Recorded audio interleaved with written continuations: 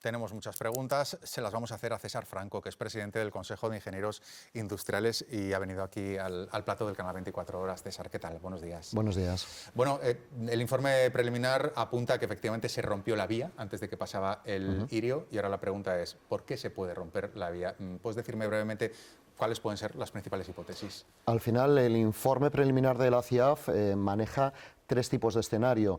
Primero, un problema en el material, y podemos estar hablando de un pequeño poro, una falta en esa vía. Lo segundo, estaríamos hablando de lo que es la junta, y ahí se trataría de analizar la soldadura, cómo se hizo y luego cómo se inspeccionó. Y luego la tercera de las hipótesis para esa fractura de la vía es lo que tiene que ver con tensiones, principalmente por un lado de temas de uso, pero también y sobre todo temas de temperatura. Claro, cada camino nos llevaría a sacar conclusiones distintas, ¿no? Si te parece, vamos a echar un vistazo a cada opción. Por ejemplo, el hecho de que fuera el material. En este caso, ¿no hay suficientes estándares de revisión previa para asegurar que eso no ocurra? Sí los hay, y precisamente ahora que se está hablando de esa discusión sobre la edad del carril, estamos viendo que es un carril que durante muchos años ha estado funcionando de manera perfecta, y esto lo que nos da una pista, y va a haber que ver lo que sale en el laboratorio es cómo se produjo la fractura y si se podía haber detectado antes. De lo que también aparece en el informe, parece ser que esa pequeña fractura solo empezó a dar la cara de manera visible 3 trenes antes, y va a haber que ver entre esas muescas de los trenes anteriores y lo que dicen los registradores de los trenes anteriores, esa progresión que parece que fue muy rápido. Es decir, puede encontrarse un defecto muy pequeño y que progrese de forma muy rápida. ¿Es viable que haya podido ser el material y que no haya dado, digamos, muestras y que no haya aflorado pese al tipo de análisis que se suelen hacer sobre la vía? Así es. Eso es una opción. Eso es una opción, y es una opción que en el caso de fatiga de materiales puede avisar, pero puede no avisar, y podríamos estar en este caso. Vale, en el caso de la soldadura, ¿afecta algo que fuera un punto de unión entre una vía con muchos más años, incluso décadas, y una nueva? Es decir, cuando alguien tiene que soldar dos vías de distinta edad, ¿exige, no sé, una dinámica distinta o no especialmente?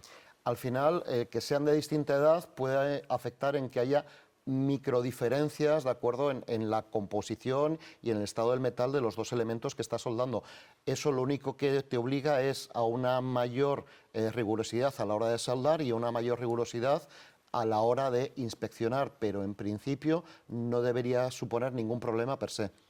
Y el otro elemento que me decía son las tensiones, es decir, la cantidad de trenes que pasan, cada uno con su distinto peso, cada vez hay más pasajeros, etcétera. En este caso, entiendo que los protocolos estandarizados internacionales que existen deberían haber cubierto esa opción, ¿o no? Correcto. Tú piensas que en alta velocidad, precisamente por temas de seguridad y por temas de confort, los carriles van soldados para que no haya el más mínimo hueco entre ellos, a la diferencia de carril convencional, donde sí que existe una holgura, y esa holgura permite, ante diferencias en temperatura, que la vía se expanda y se contraiga, precisamente aliviando tensiones. En este caso, estas tensiones pueden generar distintos tipos de defecto en la vía, y todas las distintas inspecciones, y creo que estos días hemos analizado y hemos visto las inspecciones geométricas, las inspecciones dinámicas, las auscultaciones que se hacen, van dedicados a buscar posibles defectos en esas juntas y en esa vía que nos avisen de que hay un problema. ¿Podemos hablar de un problema de inversión, de falta de personal, con los datos que tenemos hasta ahora? A ver, habría que separar temas. Sí. Es decir, por un lado, efectivamente, estamos en una red cada vez más extensa, estamos en una red cada vez con más utilización. Si además añadimos ahora, con la parte de cercanías, el tema del impacto del clima en el mantenimiento de las infraestructuras, evidentemente necesitamos incrementar la partida dedicada a mantenimiento. Es decir, hasta ahora el foco de las inversiones ha sido construir nuevos kilómetros, construir nuevas infraestructuras, y en una red tan extensa como la nuestra, cada vez más madura y cada vez con más uso, hay que empezar a hacer el mix, cambiar el mix a que llegue hasta un 50% de la partida, no solo de mantenimiento, sino de mantenimiento y renovación.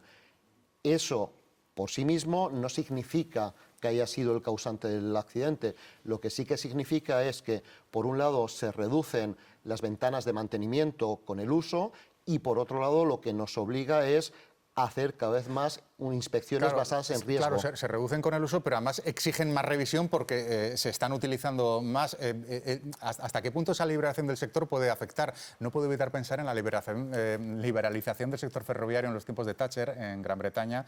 A raíz de eso empezó a haber accidentes. Bueno, en ese caso creo que también era por un problema directamente de gestión y de comunicación entre áreas. Luego está el tema de los traqueteos, ¿no? De las vibraciones.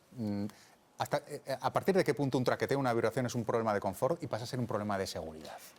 Precisamente por eso existen umbrales, es decir, todo el sistema está monitorizado y cuando una vibración supera un determinado umbral, es cuando sale la necesidad de una revisión en ese punto. Es decir, además estamos viendo protestas por parte de los maquinistas, partes de incidentes. Sí, también tripulación. Y también tripulación, pero hay que distinguir, es decir, al final ir en tren tiene que sentirse como ir en tren, es decir, hay una parte de vibraciones que son coyunturales al medio de transporte, pero sí que es cierto es que hay definidos umbrales y parte del análisis no solo del tren siniestrado, sino los trenes anteriores, es ver si en ese principio de fractura que parece que se estaba detectando, superó o no superó esos umbrales de seguridad. Le hago una pregunta personal, por lo que haya podido viajar usted en alta velocidad, etcétera, ¿alguna vez ha habido algún tipo de vibración de decir, ostras, esto es más de lo que debiera? A ver, porque sobre todo también escuchamos a mucha gente diciendo, jolín, es que hace décadas esto era una maravilla.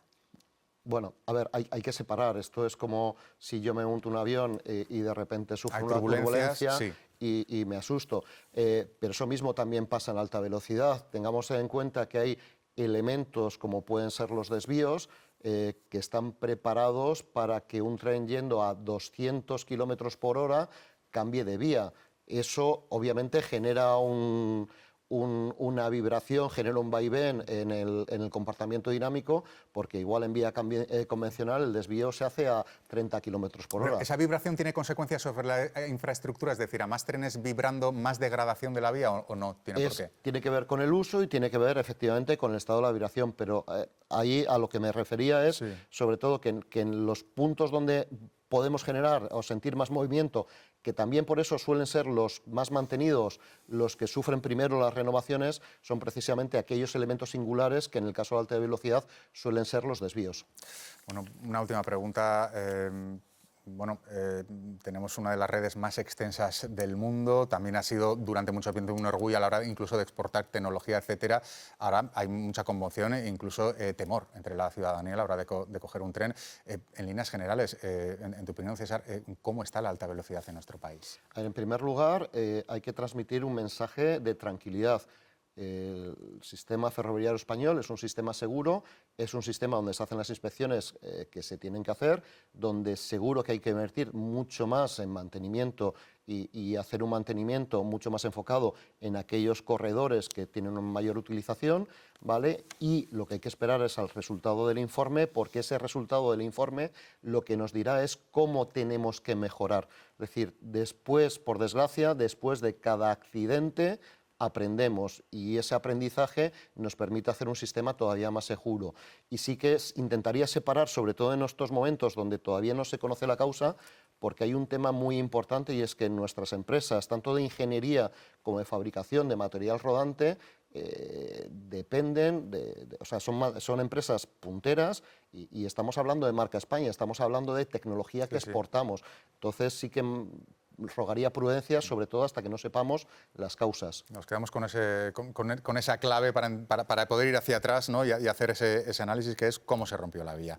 César Franco, presidente del Consejo de Ingenieros Industriales, muchas gracias por habernos acompañado. Un placer. Muy buenos días.